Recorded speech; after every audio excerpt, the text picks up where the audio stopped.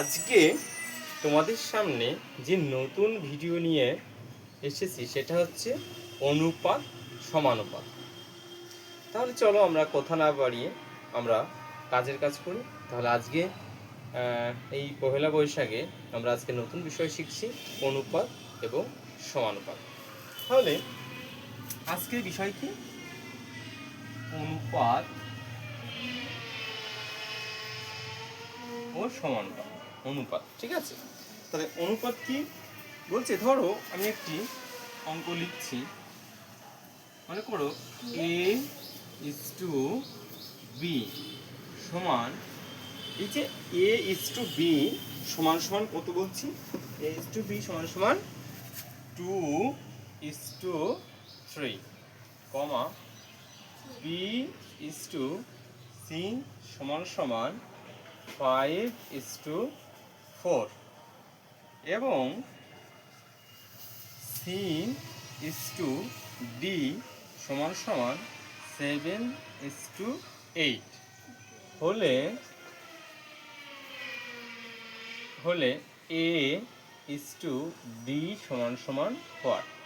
এখানে option A 35:48, option B 48:35, option C 7:8, option D 8:7।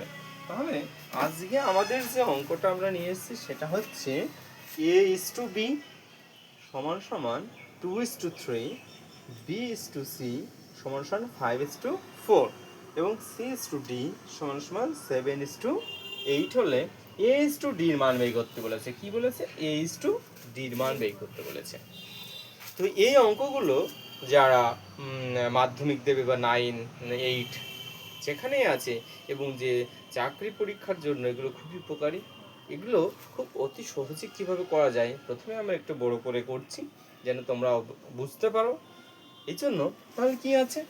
a:b আমরা লিখি a:b। তাহলে a:b, তার মানে a:b মানে কি? 2:3। তাহলে এর নিচেই 2, b নিচেই 3, যেহেতু a:b এটা। আচ্ছা, এরপরটা কি আছে? b:c। পরেরটা কি আছে? b:c।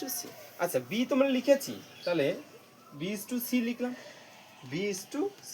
তাহলে b:c, এই যে যেহেতু b:c, b তোমরা লিখে ফেলেছি, তাহলে এর নিচে b এর মান কত?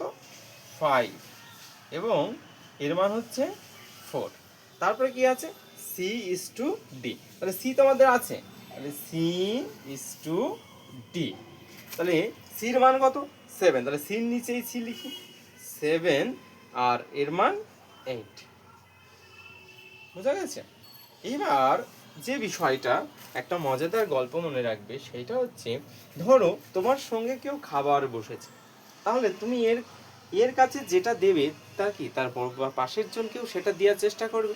তার মানে এই যে ফাঁকা জায়গাগুলো পূরণ করতে হবে কি, এর আগে বা পরে যা থাকবে সেটা দিয়েই ফিল আপ করতে হবে। তাহলে এর আগে কি আছে? 3, তাহলে এগুলো সবই 3 করে ফিল আপ করে দেবে।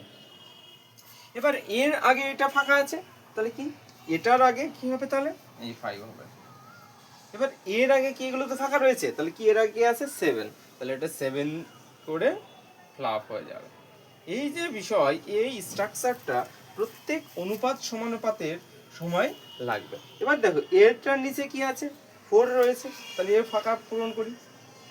এই যে বিষয়গুলো দিয়েছি, এই যে অনুপাতগুলো রয়েছে, অনুপাত চিহ্ন তুমি দিতেও পারো নাও পারো। এটা যেহেতু তোমার টাইম বাঁচাতে হবে, এই জন্য এগুলো দিতেও পারো নাও পারো। আচ্ছা, তাহলে এই যে বিষয়গুলো, এবার আমার এখানে কি চেয়েছে? a:d, তার মানে এর মান চেয়েছে d এর মান, এই দুটো মান চেয়েছে। তাহলে কি করব? এইগুলো সবই গুণ করব, এগুলো সবই কি করব? এভাবে গুণ করব। তাহলে কত হচ্ছে? 3 4 12, 8 12 96, 8 12 কত? 96। এটা হলো। এবার এর মান কত? 5 2 10 আর 7 10 70, 7 10 70। এই যে দুটো মান পেলাম, এর মান পেলাম এবং এর মান পেলাম এবং কি ডির মান পেলাম। এবার তাহলে আমার এই দুটো চেয়েছে, একে যদি আমি কি করি 2 দিয়ে কাটি তাহলে কত হবে 35, একে 2 দিয়ে কাটলে 48। দেখো আমাদের দাঁড়াচ্ছে কত তাহলে, এইচ টু ডির মান হচ্ছে 35 এবং 48, তাহলে কোথায় আছে 35 এবং 48, এই যে এই নাম্বারটা। তাহলে যেহেতু আমাদের এ ইস টু ডি চেয়েছে সেহেতু আমরা এ ইস টু ডি বের করেছি।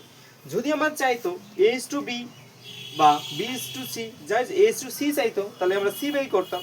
এবার এই অঙ্কটা নিয়েই আমরা কি করছি, পুরো কখনো যদি অনুপাত চাই তাহলে কাকে কি করতে হবে, তাহলে আমরা একটু আবার করি। তাহলে এগুলো সবই করি আমরা, কি করছি এখানে, তাহলে এগুলো গুণ করলে কত হয়েছিল 17, এটা গুণ করলে 96। আচ্ছা এইটা গুণ করলে কত হতো, কত হতো বলতো, 3 5 15, 7 15 কত, 7 15 তোমার হচ্ছে 5 105, আর 3 3 7 21 22 23 24, কত হচ্ছে তাহলে 5 7 35, 35কে যদি আমরা 3 দিয়ে গুণ করি তাহলে কত হবে 3 5 15, আর 3 3কে 9 আর একে 10, 105। এটা কত হচ্ছে, আর 3 4 12, কত হচ্ছে 7 12 কত 84, 7 12 কত 84। এই যে যা অঙ্কটা হলো। এবার ধরো চেয়েছে এ ইস টু সি, আমার বের করতে হবে ধরো এ ইস টু সি, তাহলে তখন কি করব, এর মান 70, সির মান কত 84। এবার একে আমরা যদি 2 দিয়ে কাটি, কত দিয়ে কাটবো, একে যদি আমরা 7 দিয়ে কাটি তাহলে কত হবে 7 10 70, এটা যদি কাটি কত হয় 7 দিয়ে কাটলে কত 12, আবার যদি 2 দিয়ে কাটতাম তাহলে কত হতো 5 ইস টু এটা 6, যদি আবার এসি চাইতো তাহলে হতো 5 ইস টু 6। এইভাবে প্রত্যেকটা অঙ্ক খুব সহজে এই ট্রিক্সের মাধ্যমে তোমরা করবে, তাহলে দেখবে নতুন অঙ্ক করতে পারবে। ঠিক আছে, তাহলে এই পর্যন্তই আজকের ভিডিও আমরা রাখছি। তোমরা এভাবে বাড়িতে প্র্যাকটিস করো, দেখো খুব তাড়াতাড়ি করতে পারবে। ঠিক আছে।